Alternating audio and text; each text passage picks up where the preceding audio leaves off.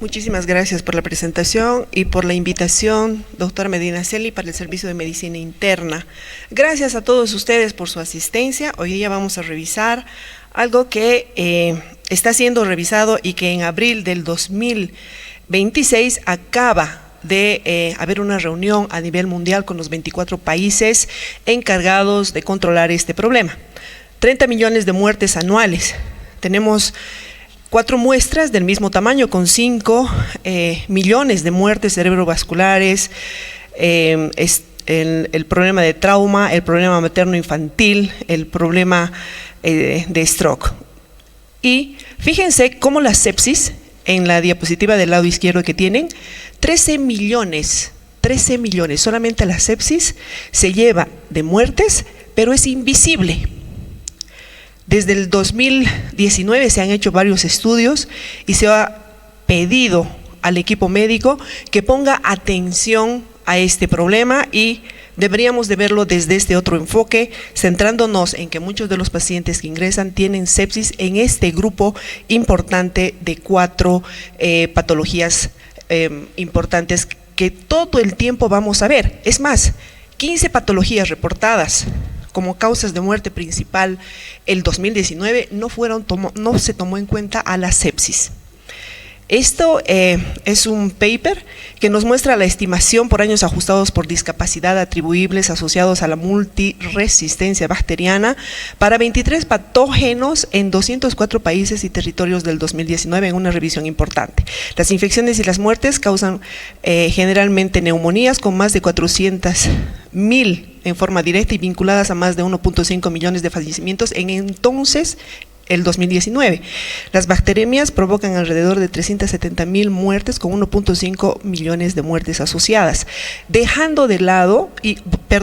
sin dejar de lado y estimando a lo que es la SIDA y malaria, que se aproximan a 860 respectivamente. Hasta 10 millones de personas podrían morir anualmente en una revisión que se hace. Incluso esto está subiendo alarmantemente en esta última reunión que ellos han tenido este año para tener resistencia antimicrobiana el 2025.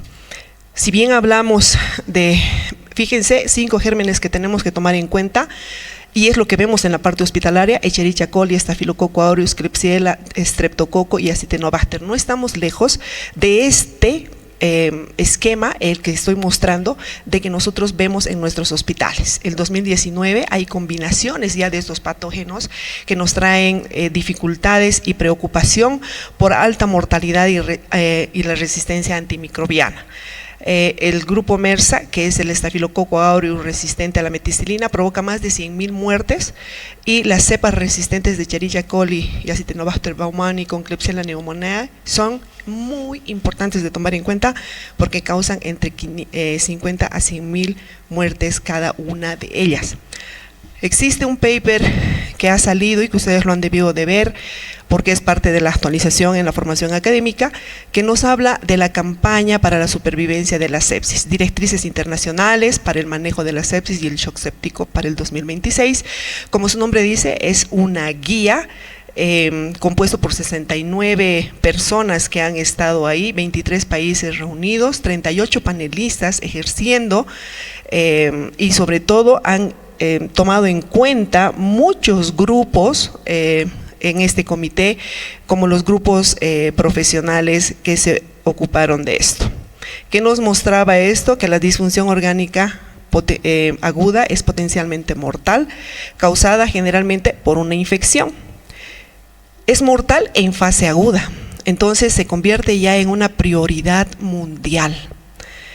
Contribuye a la aparición del empeoramiento de los problemas de salud física cognitiva, lo que veíamos los DALIs, y en forma mental en muchos de los supervivientes. No es cuestión de que los saquemos, sino que los saquemos íntegramente, con todas sus funciones, que sean personas capaces de producir y no solamente de salir del proceso infeccioso, y completos, porque muchas veces hay amputaciones que comprometen el actuar del diario vivir. La identificación y el tratamiento precoz es fundamental para obtener los resultados que nosotros vamos a esperar. Estas son en abreviaturas, las guías SSC, donde nos pide que usemos de forma racional y responsable los antimicrobianos. No es usar cualquier antimicrobiano, sino yo creo que se va a revisar también este capítulo, las estrategias diagnósticas adecuadas y la reducción gradual de la terapia antimicrobiana. Hoy por hoy sabemos que no es usar el antibiótico por más tiempo que nos va a dar un mejor resultado. Sabemos que si lo usamos de forma temprana, vamos a usarlo con un tiempo menor. Y este tipo de actuar lo vamos a hacer desde la parte prehospitalaria, hospitalaria y post-hospitalaria. Cuando nosotros recibamos un paciente, como estamos en el hospital, tenemos que hacer una anamnesis dirigida de saber si ha recibido o no algún medicamento o tratamiento prehospitalario. Esto va a llevarnos a que tengamos las mejores prácticas basadas en evidencia según la escala de Grade. Entonces, la terminología en sepsis, yo sé que ya la conocen porque esto han ido revisando, son 4 grupos confirmados. El primero es el que nos interesa revisar, que es la sepsis confirmada. ¿Qué dice este grupo? El primer grupo que nos dice que tienes que tener como base una historia clínica bien realizada. Y esto es muy importante. Entonces, tenemos que tener todas las herramientas de poder hacer una buena historia clínica que nos va a permitir trabajar en estos pacientes. Pero el diagnóstico clínico no es suficiente. La anamnesis, el examen físico nos va a ayudar. Después de eso sabemos que vamos a pedir laboratorios, pero fíjense que ningún laboratorio por sí solo va a ser suficiente. Y aquí es en lo que nos entrenan. Nosotros debemos de tener una idea, un diagnóstico probable cuando vemos a un paciente para irlo a confirmar con el laboratorio, ¿cierto? Y en este caso no solamente es un laboratorio, vamos a ver que se trata de analizar la situación. Cuando el paciente ya está en shock séptico, prácticamente te has comido a veces una sepsis y el paciente está en hipoperfusión tisular marcada, donde va a ser mucho más difícil de rescatarlo. Por lo tanto, es donde tenemos que poner muchísima atención. Al igual que todos los sistemas de respuesta rápida, nosotros en el hospital deberíamos de tener el código sepsis, ¿sí? Que requiere un compromiso institucional. Nuestro compromiso es darles la capacitación, ustedes aprender y el hospital empezar a sacar unas normas, tener un liderazgo de alguien que pueda manejar esto para que se pueda supervisar el desempeño y efectividad, para que los pacientes que ingresan a nuestro hospital por emergencias y por consultorio externo puedan ser sometidos a esta revisión y diagnosticar de una forma más temprana en nuestras manos. Los programas de calidad para los hospitales, los sistemas de salud se recomiendan implementar. ¿Por qué? Porque somos los que recibimos a los pacientes. Es una recomendación muy fuerte, es decir, lo tenemos que hacer. Empezamos con el tamizaje de ver estos pacientes agudos de alto riesgo, los protocolos estandarizados de tratamiento y pues ahí vemos las estrategias de mejora continua de calidad. Tenemos que tener prácticamente un protocolo para ir manejando este grupo de pacientes y tener un laboratorio que tenga todas las normas de calidad para que tengamos los resultados que tendrían que relacionarse con la clínica del paciente.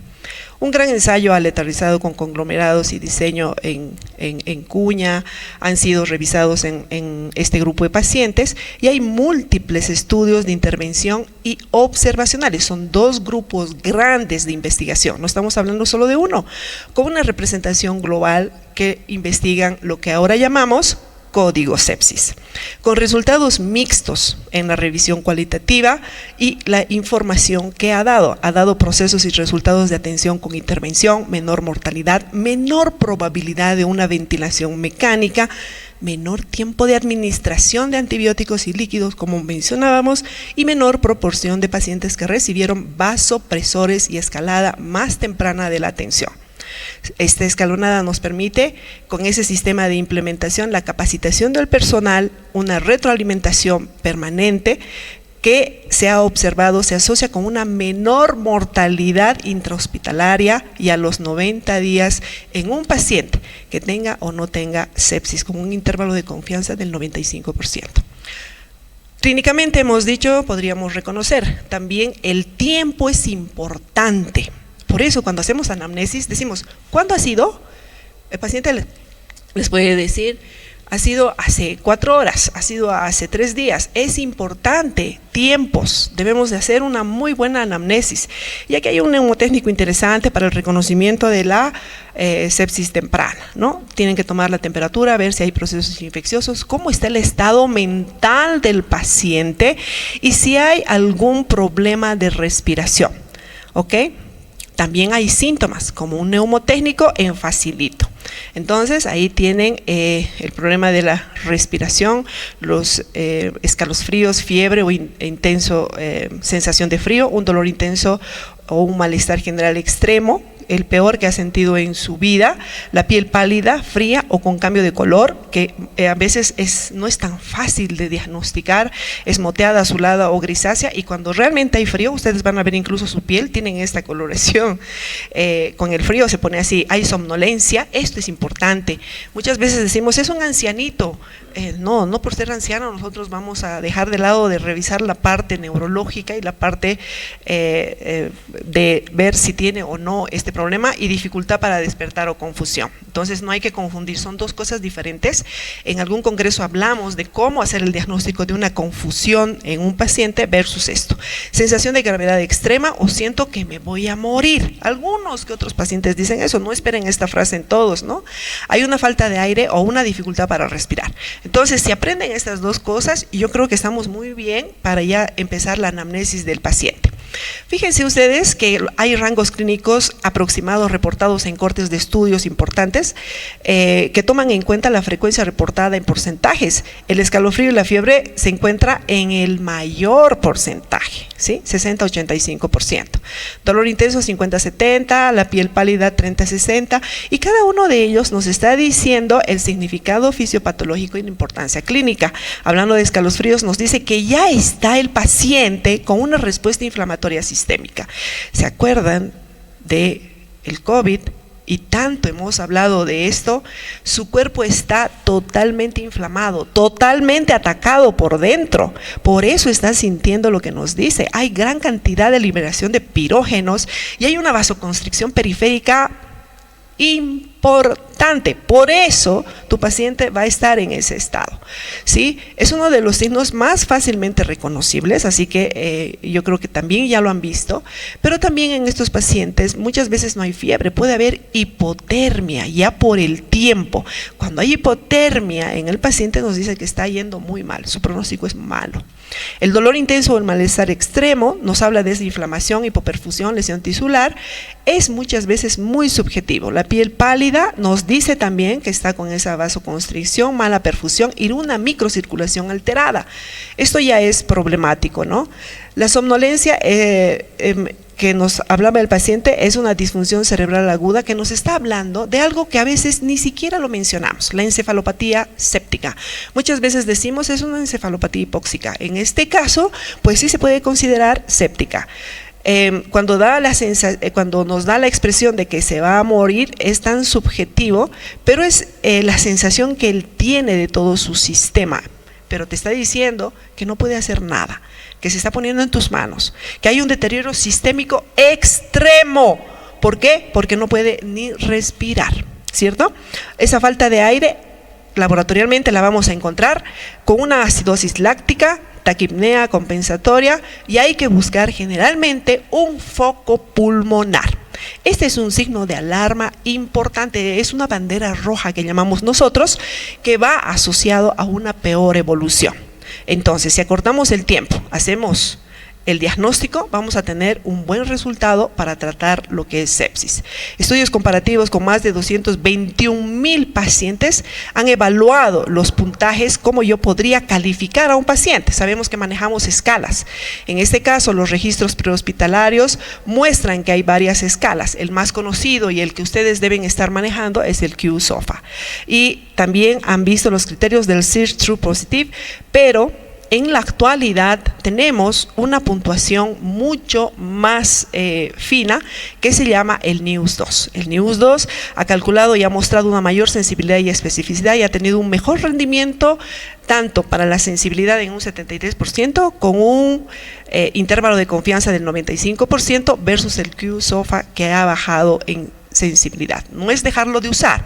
Hay que usar la herramienta y hay que ver. Fíjense ustedes que les pongo los dos casos que nosotros vemos más, la sepsis prehospitalaria y la sepsis hospitalaria, con el mismo número casi equivalente de pacientes, donde en rojo resalta, ¿sí?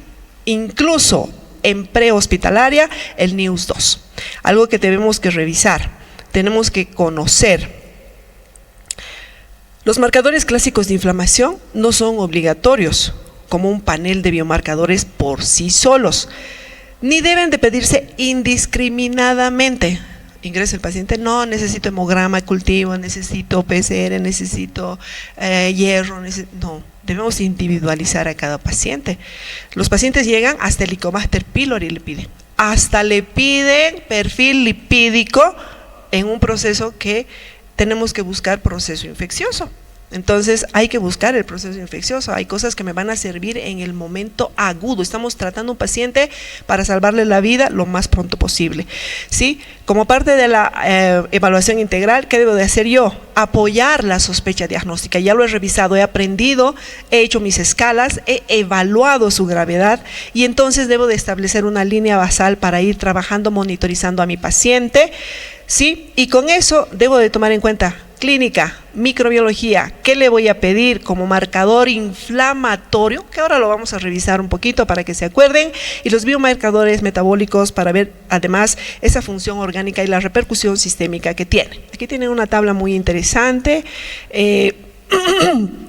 donde se les pone las ventajas, incluso las desventajas, como marcador. Por ejemplo, cuando se hace en máquina el hemograma, lanza un resultado que se llama CBD, ¿sí? Complete Blood Count, los leucocitos, neutrófilos y las bandas de los linfocitos y las plaquetas. Si nosotros aprendiéramos a saber que esto está en el counter de la máquina en laboratorio y eso es lo que nos entrega y pudiéramos interpretarlo, fíjense que algo tan sencillo ya me está llevando a un diagnóstico y es lo primero que vemos, pero no ponemos atención. Está disponible. El único problema es que es de baja especificidad para infección. ¿Me ayuda? Me ayuda, ¿sí? Está la PCR, está la procalcitonina. La procalcitonina pues no es de inicio para ver a un paciente con sepsis. Pero si yo le pregunto que el paciente ha recibido algún antibiótico, está llegando conmigo, tendré que ver una PCR para saber si el antibiótico le fue bien, le fue mal, pues ahí me ayuda, ¿cierto? La interleucina 6 es algo que conocemos. Algo nuevo para ustedes es la prepepsina, que es para diagnóstico temprano. Es posible este es interesante porque nos ayuda a diferenciar la infección de la no infección. Muy interesante. Lamentablemente no la tenemos en el medio y no está ampliamente implementada y todavía se están haciendo estudios para ver. Esto tiene una limitación. Muchas veces si está afectada la función renal no sale con el resultado, nos podría dificultar la interpretación. Y ustedes saben que un paciente que esté en sepsis, muchas veces el riñón se protege y entra en insuficiencia renal. La ferritina, algo que podemos tener, no es un marcador rutinario, pero es algo clásico que nosotros llamamos, ¿sí? La velocidad de eritrosedimentación, que es un marcador inflamatorio de fase aguda en los pacientes, nos habla de una inflamación, en este caso, cuando está muy alta, más crónica que aguda. Y el factor de necrosis tumoral alfa, más es para investigar lo que está sucediendo en la parte de la fisiopatología. Los tres primeros, el CBD, el PCR y la procalcitonina, son los que más utilizamos y los que tenemos en el medio. Aquí tienen toda la bibliografía para revisar. Los biomarcadores y las pruebas de los diagnósticos rápidos de sepsis tienen varios enfoques para evaluar esa probabilidad y se pueden utilizar. entre los que estamos introduciendo y han salido en estos últimos estudios están estos. Por ejemplo, la revisión de la característica de los leucocitos, el DILSEP, que ve la amplitud y la distribución de esos monocitos, evalúa la característica y el tamaño de todos los monocitos circulantes y si existe o no deformidad de los neutrófilos. Fíjense a la fineza que estamos llegando, ¿no? Y aquí a la izquierda ustedes tienen el nombre como el Septicide Rapid, Trivereti, Sepsis Immunoscore, que van a evaluar por separado algo importante. Miren tanta finura que está queriendo aparecer para hacer la revisión de un paciente en sepsis. El segundo evalúa los transcriptores del ARN mensajero, ¿ok? Que están asociados con la infección y la sepsis. El tercero busca distinguir la infección viral de la bacteriana. Wow, ¿sí? Y la sepsis inmunoscore es algo interesante que podríamos también aprender a utilizar inteligencia artificial para combinar datos de registros médicos electrónicos con mediciones específicas de biomarcadores y citocinas. Esto es muy importante porque esto se está aplicando en el mundo. Hay biomarcadores séricos individuales como la proteína de los cálculos pancreáticos. Están cambiando el enfoque entonces. Desde unos biomarcadores clásicos que nosotros conocemos, inflamatorios aislados que hemos revisado y uno de ellos que lo vamos a tocar, el lactato, hacia plataformas multimodales de respuesta inmune del huésped transcriptómica y con inteligencia artificial. Esto se llama medicina de precisión. ¿Por qué nuevos biomarcadores? Porque la sepsis sigue siendo una emergencia tiempo dependiente, la tenemos todo el tiempo, muchas veces la subvaloramos, no la encontramos, tenemos muchas limitaciones de los clásicos. Yo creo que vamos a tener más limitaciones de los nuevos, pero tendríamos que hablar con laboratorio. Hay muchas veces baja especificidad para algunos laboratorios que se pide y, por ejemplo, hay laboratorios que tardan mucho, como los cultivos. Entonces, los biomarcadores clásicos, uno de ellos que ahora vamos a ir tocando, es el lactato. El lactato, ya según los resultados que sale, le pedimos al paciente una gasometría muchas veces y pedimos a veces el lactato. Entonces, hay la hipoperfusión tisular que nos muestra, para eso estamos viendo y para el pronóstico más que otra cosa. Ya nos está diciendo que el paciente está yendo, bueno, cuanto más elevado, peor pronóstico. Aquí tienen otro nuevo que es la PROAD, que es la proadrenomedulina, poco rutinario, pero fíjense que nos habla del pronóstico de mortalidad. Si vamos revisando cada uno de estos, en facilito lo vamos a ver, el biomarcador hematológico emergente que habíamos mencionado, que nos mostraba el tamaño de los monocitos circulantes, tiene la ventaja de que está disponible en el hemograma automatizado, el resultado es en minutos, el costo es bajo y puede preceder al estudio de una procalcitonina para un rendimiento diagnóstico de sepsis que hacemos nosotros. Tiene una sensibilidad un poquito amplia, de 75 a 90%, pero en la aplicación clínica nos ayuda a hacer un screening de triaje en este grupo de pacientes. El que habíamos visto en DILSEP, que muestra la deformidad de neutrófilos y monocitos, nos habla de la biomecánica celular en los pacientes aplicada a la sepsis. Esta es una tecnología nueva que utiliza microfluidos para análisis computacional. Clasifica, los pone por colores. Si te sale verde es de bajo riesgo, si sale amarillo, intermedio, si sale rojo es de alto riesgo. La ventaja, sale en menos de 10 minutos, no requiere biomarcador sérico asociado y tiene una alta sensibilidad para que tú veas si la sepsis está presente en el paciente. El septicide rápido es la expresión del ARN mensajero que se observa con los genes relacionados en una respuesta inmune innata con activación inflamatoria y una disfunción inmune. Te da la mayor probabilidad de pensar en una sepsis. La ventaja es que te hace una diferencia de una sepsis, un SIRS o un proceso no infeccioso. Qué lindo sería tener eso. Así ya no haces ni examen físico, pero no se la crean. Hay que saber interpretar, hay que tener el equipo y todo debe de estar súper bien calibrado con los mejores testes que tengamos, ¿no? El tiempo es largo. En 1 o 2 horas vas a perder. Cualquiera diría, qué maravilla, yo utilizo esto. No, tienes 2 horas de tiempo. 2 horas para un paciente puede ser su vida. Limitación, costo altísimo y no lo tenemos en el medio. Sepsis Immunoscore es muy interesante porque este también te mide, bueno, aquí estamos con el Triverity, este te mide el ARN asociado, también tiene una ventaja, te puede distinguir si el problema es bacteriano, viral o no infeccioso. Te ayuda ¿en qué? A evitar un antibiótico innecesario y te mejora algo interesante que se llama el stewardship. ¿Alguien sabe qué es esto?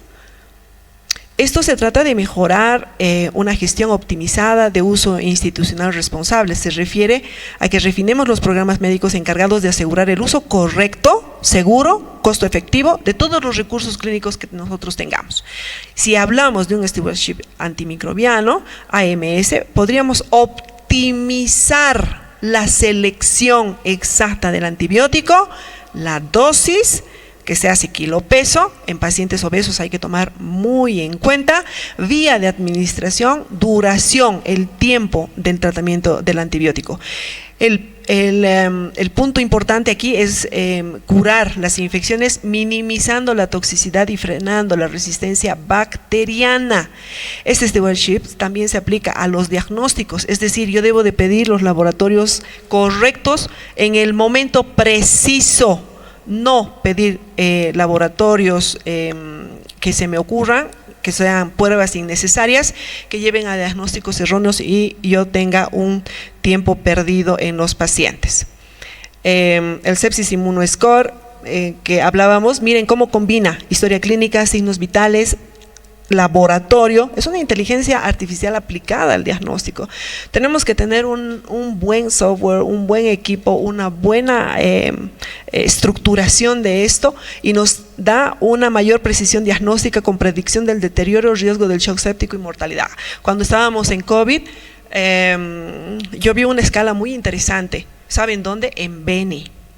En Beni. Uno dice, Beni, no, Beni. Beni tenía un protocolo para el COVID muy lindo y logré ver, y yo estuve ahí y revisábamos los pacientes 2 veces al día con una escala que se manejaba y la aplicábamos cada 2 a 4 horas. Ahí lográbamos detectar más rápidamente el paciente que estaba en muy malas condiciones, ¿no? Fue muy interesante. Lamentablemente, pues no está publicado, pero tuvieron una herramienta fabulosa. Las herramientas cuando se las usan son buenas. Y habíamos hablado también del lactato. El lactato sérico es considerado como un biomarcador metabólico, sobre todo de pronóstico, y es uno de los pilares para el manejo, sobre todo inicial, de pacientes que están con sepsis y shock séptico. Según la guía que hemos revisado, evalúa hipoperfusión tisular, estratificación de gravedad, define el shock séptico y monitoriza una respuesta de reanimación. Los pacientes con shock séptico tienen un protocolo de manejo espectacular, muy lindo, tienen que revisarlo. Ahí está cómo se manejan los fluidos, el oxígeno, la hidratación y los antibióticos.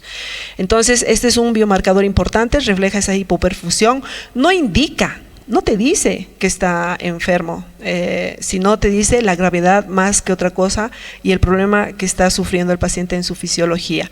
Es importante medirlo porque es una recomendación que la pone esta guía SCC 2026, y fíjense que un lactato mayor a 2 aumenta una sospecha ya de una disfunción orgánica y cuando va subiendo te va acercando a un shock séptico, ¿sí?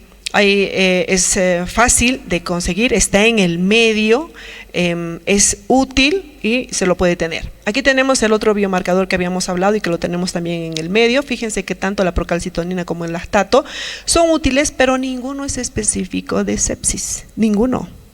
Ambos pueden elevarse en condiciones incluso no infecciosas. Por eso el examen físico, de nuevo, la reanamnesis, lo que yo tome los signos vitales al paciente, me va a ayudar a saber si los pido o no los pido.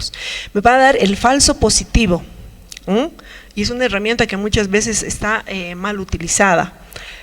Estas dos, ¿sí? Muchas veces hace que nosotros al mal interpretar, al no saber en qué momento se debe de pedir, se hace un uso innecesario de todos los antibióticos, se hace un diagnóstico erróneo de sepsis, se hace un sobretratamiento, alteramos todo lo que es la microbiota y en la actualidad la microbiota nos está dando muchísimo problema y retraso del diagnóstico alternativo con el que yo podría rescatar a mi paciente.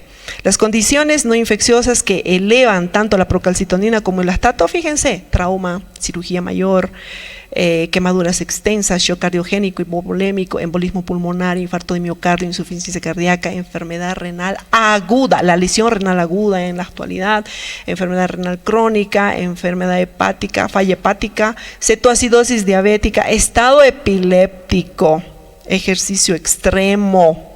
Estamos hablando de situaciones hasta que son basales, pancreatitis, enfermedad autoinmune, problemas de cáncer tiroideo medular, de pulmón, problemas de trasplante, rechazos agudos al trasplante, uso de metformina en pacientes en quienes no debíamos haber usado y que están cursando con una acidosis láctica, el uso de epinefrina, beta agonistas, uso de antibióticos como el linezolid o los antirretrovirales. ¿Sí? ¿Por qué? Muchas veces solamente es una respuesta que tiene el cuerpo y muchas veces puede hasta haber una toxicidad mitocondrial que está siendo expresada en el resultado alto de uno de estos dos marcadores. Por lo tanto, se utilizan, pero tienen un momento de ser utilizados si es que nosotros lo hemos encontrado para el paciente de hacer el screening del diagnóstico de sepsis. Otros biomarcadores, ahí está, las habíamos mencionado como la prepepsina. Tenemos también la pancreatina stone protein, esta simplemente yo la he escuchado, pero fíjense cómo se utiliza y es prometedor en los pacientes que salen de terapia intensiva, que es la proteína de cálculos pancreáticos en el posoperatorio. Tiene una alta sensibilidad, es buenísima cuando recibimos en sala a los pacientes que han salido de terapia intensiva. Saben que los pacientes no pueden irse y pasan por medicina interna, la parte clínica puede revisar al paciente y si tiene dudas ante eso, pues le aplicamos la prueba. El SUPAR, que es el receptor soluble de uroquinasa, es más un pronóstico de mortalidad y el marcador de daño endotelial, el MR de PRODAM, predice el shock con falla orgánica. Este es muy interesante y que también podríamos considerarlo. En los cultivos no son un biomarcador, pero lo he puesto para que tomemos en cuenta que son importantes y es un estándar de referencia para identificar el agente causal de la sepsis. El antibiótico tiene que ingresar lo más pronto posible, pero la recomendación es que si bien vas a elegir sabiendo y conociendo lo que hemos visto, los 5 gérmenes que aparecen, los 3 primeros que pueden estar, y yo elijo incluso pensando en un antibiótico que es un MERSA, es un resistente al estafilococo y a todo lo que hemos visto, debo tomar la muestra para el cultivo. Por eso lo he puesto, ¿sí? Entonces, nosotros lo primero que vemos es una bacteremia, pero también hay que pensar que el paciente puede estar haciendo una fungemia, puede estar haciendo una infección invasiva. La SCC recomienda obtener cultivos antes de iniciar justamente pues los antibióticos para que no se retrase el tratamiento y tienen que tener un mayor rendimiento. Debo de pedir todo lo que yo necesito en esa muestra que estoy tomando antes de darle. Es una estrategia importante del diagnóstico antimicrobial del stewardship. Fíjense cómo este término se utiliza actualmente en la medicina. El cultivo identifica pues ese microorganismo, confirma, nos da el diagnóstico etiológico. Tiene una sepsis en tal sitio, estamos hablando en qué sitio está y por tal agente, ¿cierto? Y ahí está el antibiograma y si nosotros ya podemos usar esto y vamos a esperar el tiempo, nos va a permitir desescalar lo más pronto posible. No mide la respuesta biológica, pero nos ayuda a eso, entonces hay que tomarlo en cuenta. Hay otros biomarcadores de pruebas de diagnóstico rápido para la sepsis que hemos visto y que nos dice que si bien hay cosas que estamos viendo que son nuevas, la sepsis no es un diagnóstico clínico por sí solo y no debe ni confirmarse ni descartarse utilizando un solo biomarcador. ¿No ve? Es una declaración de las buenas prácticas del stewardship. El nuevo que hemos visto, ¿sí? No hay evidencia suficiente para hacer recomendaciones sobre el uso de las nuevas pruebas. Está difícil. Solamente nos están dando casi pronósticos. Hay una que nos ayuda a ver si es viral, bacteriana, si está entrando en chip o no, pero también vamos a tener el cultivo, ¿ok? Como la misma guía nos orienta. Tipos de biomarcadores en sepsis. Entonces, tenemos grupos de inflamación de respuesta inmune. La respuesta metabólica dinámica, la microbiológica y el daño endotelial. Cada una de ellas tiene ese biomarcador. Si yo veo la respuesta inflamatoria, lo hemos visto. Procalcitonina, PCR, interleucina 6, factor de necrosis tumoral y la prepepsina. En el metabólico veo el lactato, el exceso de bases, el bicarbonato. En la microbiológica, los cultivos. Incluso puedo hacer la PCR molecular, ¿no ve? El Malditov y la metagenómica que está ahora muy en boga. El daño orgánico endotelial, fíjense cómo yo haciendo una creatinina puedo saber cuánto daño tiene mi paciente. Es un laboratorio que es fundamental pedir una creatinina cuando un paciente está en estas condiciones. Entonces, ¿existen respuestas inflamatorias compatibles con infección? Yo me tendré que preguntar, y si existe, puedo pedir esos laboratorios. Me oriento un poquito. ¿Existe hipoperfusión y disfunción metabólica? Ok, voy avanzando. ¡Qué lindo! Lo he resumido para que ustedes tengan la idea de todo lo que hemos revisado. La sepsis ya está causando daño orgánico. ¿Qué puedo pedir? ¿Sí? ¿Qué gérmenes está causando la infección? Ok, ahí tenemos. Y la última, que se añade a este grupo, el nuevo sistema de generación, los últimos que hemos visto. Y la pregunta es, ¿el huésped tiene patrón molecular de sepsis? Entonces, si se dan cuenta, los biomarcadores actuales son patrones moleculares, ¿sí? Estamos viendo ARN, estamos queriendo ver medicina de precisión, precisar, te estoy queriendo escanear cómo eres como ser humano para darte. ¿Qué puedes hacer tú desde donde estás?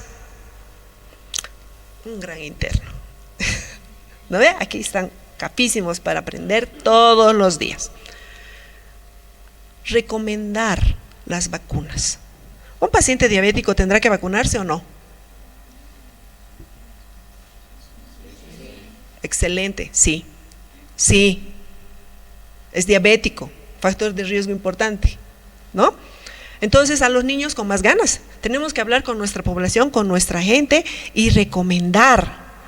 Lavado de manos. ¿Cuántas veces se han lavado? ¿Cuántos pacientes tienen? Después de tocar cada pacientito, hay que lavarse las manos. Acaba de pasar el Día Mundial del Lavado de Manos. ¿Sí?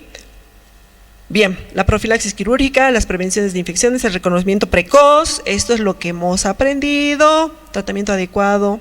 Ok, muchas personas podrían haberse salvado. Muchas muertes causadas por sepsis son prevenibles por lo que acabo de mostrarles. ¿Por qué? Porque ustedes ven esta diapositiva y nos muestra las tragedias de una historia cuando se ven las pandemias. Ahí está, ese amarillo que muestra con la flecha es una pandemia. Y en esa pandemia de la gripe española, en 1919, el mundo médico cobró mucha importancia. Y la parte médica aprendió las medidas hasta del saneamiento que no existía. Ustedes vean los libros, vean las infografías que hay de ese entonces, cómo eran las máscaras, los gorros, hasta con bastón los veían a los pacientes. Se hizo la cloración de agua, que antes ni siquiera se tomaba en cuenta. Se empezó a hablar sobre el uso de las vacunas, de los antimicrobianos, del uso responsable, de intentar priorizar esto y evitar que tengamos estas pandemias, las amenazas. Desde 1990, pues las tasas de mortalidad desde ese entonces, miren ustedes cómo han bajado de 36 por 100.000 habitantes. Y estamos hablando solamente del 2000. En la actualidad, en vez de bajar, estamos subiendo. ¿Qué está pasando? Entonces, esa tragedia de la historia nos tiene que mostrar que nosotros podemos prevenir.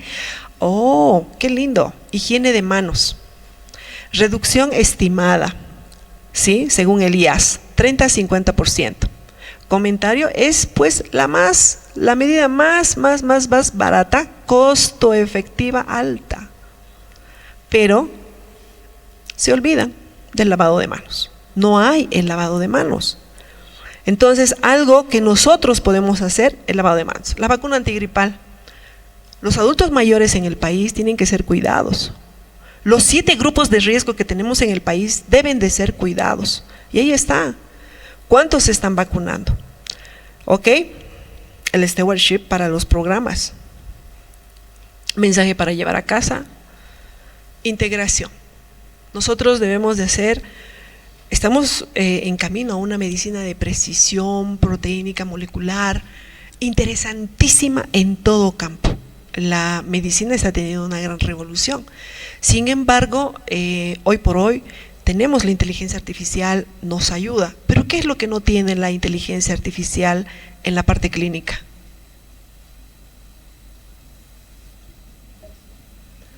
La semiología. Yo le puedo decir, el paciente viene así, pero si no sé hacer un buen examen físico, no hay resultado. No nos ha ganado y no nos va a poder ganar todavía. ¿Sí? La parte clínica, tiene que trabajar aquí, porque hemos dicho una buena historia clínica, un excelente examen físico en el paciente, taquicardia, fiebre, hipotermia, piel, estado neurológico, wow, es clínica. Entonces, todo está integrado. Respuesta, tengo que ver cómo está mi paciente con todo eso. Si puedo usar alguna herramienta, pero que yo la comande y que esté preparado para utilizarla, me tengo que preparar, no es nomás usar, ¿sí? Entonces es un diagnóstico clínico donde debo de utilizar lo que está sucediendo. Estamos pensando o pasando de medir inflamación a interpretar una respuesta biológica completa del huésped. ¿Qué les parece? Ese es el verdadero salto que estamos teniendo actualmente en el diagnóstico en la sepsis. Hemos avanzado y realmente se ve. La mejor forma de tratar la sepsis es evitar que ocurra. ¿Cómo ayudas tú? De los 6 pasos, en tus manos está 3 a 4. Y uno fundamental, higiene de manos y vacuna, ¿sí? Para evitar una falla orgánica y que salves una vida. Muchas gracias. Si tienen algún comentario.